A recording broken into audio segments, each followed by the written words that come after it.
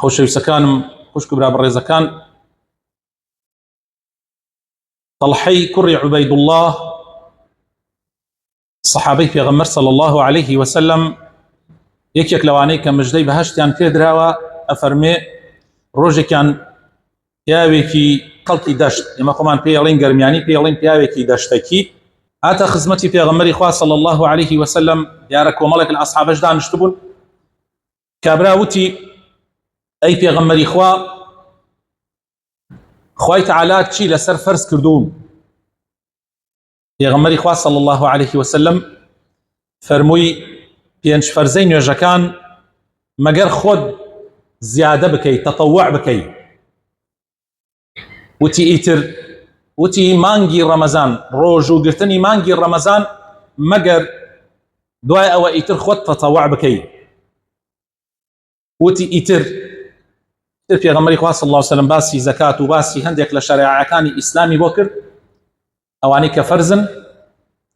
پاشان کابرا وتی بەو زاتەی کە ڕێزی لە تۆ گرتووە ئەی محەممەد، یعنی بەخوای پەروەردگار، سوێن بێ بەخوای پەروەردگار، من تەنها فەرزەکان جێبەجێەکەم و یەک سنت ناتوانم بکەم. یعنی ئەوانەی کە تۆ فەرمووت فەرزە من جێبەجێەکەم و هیچ تەطەووع ناکەم، فەرزەکان نەکەم یەکەم نەزیاد، هەر ئەوەنە. ئیتر پشتی هەڵ کرد و کابرا ڕۆیشت. پێغەمبەری خوا صلی الله عليه وسلم فەرمووی ئەو کەسە سەرفراز بوو، بەختەوەر بوو ئەگەر ڕاست بکە. ئەفلەح ئین صەدەق ئەو دەخەلە الجەنەتە ئین صەدەق. بە چەند ڕیوایەتێک هاتووە ئەم حەدیسە لە صحیحی بوخاریە، هەندێک لە ڕیوایەتەکان هاتووە، یەکێک لەوانە لە ژمارەی 46 ئیمامی بوخاری هێناوێتەوەی و ئیمامی مسلمیش لە ژمارە 13 زۆرێک لە ڕیوایەتەکانی هێناوەتەوە. خۆشەویستەکانم، ئەم حەدیسە ئەومان بۆ دەرەخا کە ئیسلام یان فەرزەکانی ئیسلام تەطەووعیشی هەیە. فەرز و واجب ئەمە یەک معنای هەیە، یعنی پێویستە لەسەرت بیکەی. تەطەووع واتە زیاد لە فەرزەکان، شتێلێکە ئەگەر بیکەی خێرت دەستەکەوێ، ئەگەر نەیکەی گوناحبار نابی. جا ئینسانی مسلمان پێویستە لەسەری پارێزگاری لە فەرزەکان بکە و چەندێکیش پێ ئەکرێ سنەتەکان و ئەوەی کە زیادە لە فەرزەکان جێبەجێ بکە. ئەوەی کە زیادە لە فەرزەکان خۆشەویستەکانم کە ئێستا ناونرا تەطەووع، هەندێکی بەسراونەتە نوێژەکانەوە، هەندێکیشی خۆی بۆ خۆی عیبادەتێکی تایبەتە. بۆ نمونە لە نوێژە هەندێک لە سنەتەکان ها لە گەڵ فەرزەکانە و هەندێکی تریشیان خۆی بۆ خۆی عیبادەتێکی مستەقلە. بۆ نمونە نوێژی زوحا، نوێژی شێشتەنگا عیبادەتێکی مستەقلە، یعنی نوێژێکی تایبەتە، بەڵام هەر تەطەووعە، هەر سنەتە. بۆ نمونە نوێژی ویتر و شەو نوێژی، بەڵام هەر فەرزێکیش خۆی بۆ خۆی لە پاشی و لە پێشی هەندێک سنەت هەیە، ئەوانەی کە لەگەڵ نوێژەکان زانایان پێ ئەڵێن ڕەواتب، پێ ئەڵێن ڕەواتب. طبعاً ئەم ڕەواتبانەش خۆشەویستەکانم هەندێکی هەیە جەخت لەسەر کراوە، واتە سنەتی مؤکەدەیە کە پێغەمبەری خوا صلی الله عليه وسلم کەم جار تەرکی کردووە، هەندێکیشی جەخت لەسەر نەکراوە، یعنی پێغەمبەری خوا صلی الله عليه وسلم جارجار کردوێتی و جارجار نەیکردووە. ئەمانە گرنگن خۆشەویستەکانم بیزانی. طبعاً پێغەمبەری خوا صلی الله عليه وسلم لە حەدیثێکە ئەفەرمێ، طبعاً حەدیثەکە حەدیثێکی قودسیە، ئەفەرمێ خوای تەعالا ئەفەرمێ ما تقرب إلي عبدي بشيء أحب إلي مما افترضته عليه. هیچ شتێک ئەوەنەی ئەوە لام خۆشەویست نییە کە عەبدەکانم جێبەجێ بکەن وەکو ئەوەی کە فەرزم کردو لەسەریان، یعنی فەرزەکان لای خوا خۆشەویستترین کردارە. ولا يزال عبدي يتقرب إلي بالنوافل حتى أحبه. و بە بەردەوامی دوای فەرزەکان عەبدەکانم زیادەکان ئەکەن، سنەتەکان ئەکەن، ئەوەندە ئەکەن حتا وای پێتێ کە ئەبێتە کەسێکی خۆشەویست لەلام. یعنی ئەوانەی کە فەرزەکان جێبەجێ ئەکەن و سنەتەکانیشی لەگەڵا خۆشەویستانی خوان، خۆشەویستانی خوان. نوێژە سنتەکان بەڕێزان لە حەدیث هاتووە پێغەمبەری خوا صلی الله عليه وسلم ئەفەرمێ یەکەم شتێک کە ئینسان محاسبەی لەسەر ئەکرێ لە حەقەکانی خوای پەروەردگار. طبعا ئێمە دوو جۆر حەقمان هەیە، حەقی خوامان هەیە و حەقی عەبدمان هەیە، حەقی خەڵق، حەقی خالق و حەقی مەخلوق.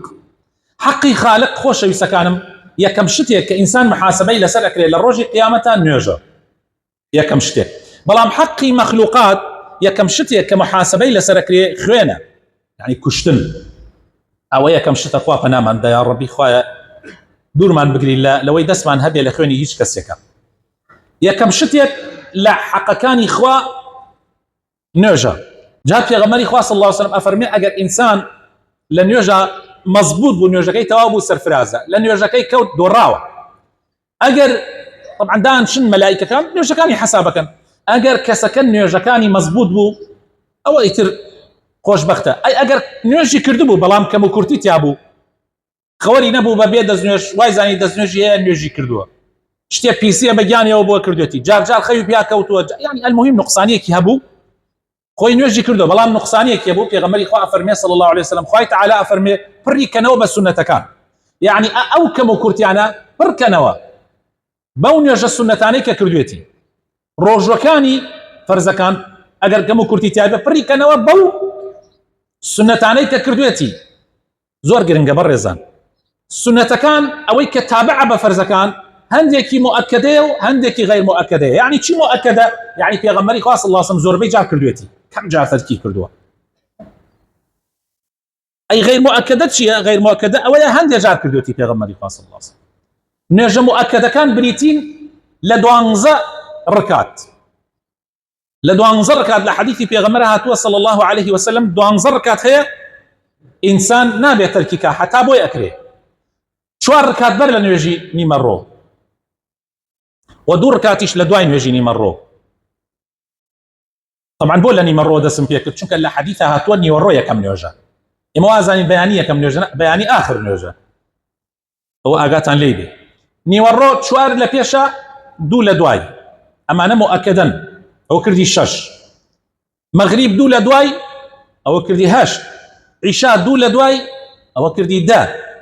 و بەیانیانیش 2 ڕکات لە پێشی، ئەوە کردی 12. ئەمانە تەرک مەکەن. و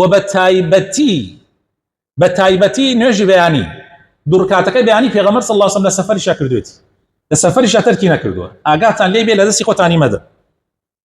حتا پێغەمبەری خوا صلی الله عليه وسلم ئەفەرمێ ئەو 2 ڕکاتەی پێشی نوێژی بەیانی لە هەموو دنیا ئەوەی هاتیایە خۆشەویسترە، لەو هەموو مەنسەب و پلەپایە، لەو هەموو پارە و پولە، لەو هەموو دنیاە لە هەمووی خۆشەویسترە لەلام ئەو 2 ڕکاتە.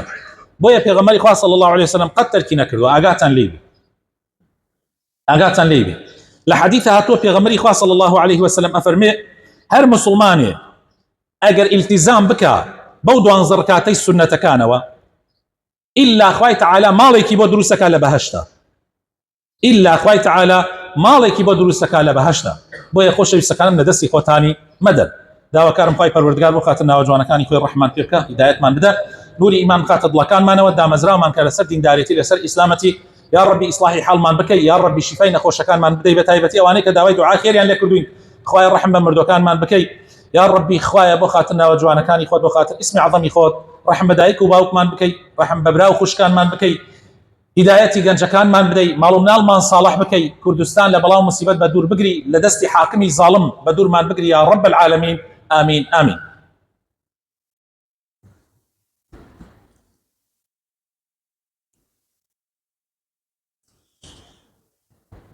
آمين آمين. الحمد لله رب العالمين، والصلاة والسلام على رسول الله الأمين وعلى آله وصحابته أجمعين.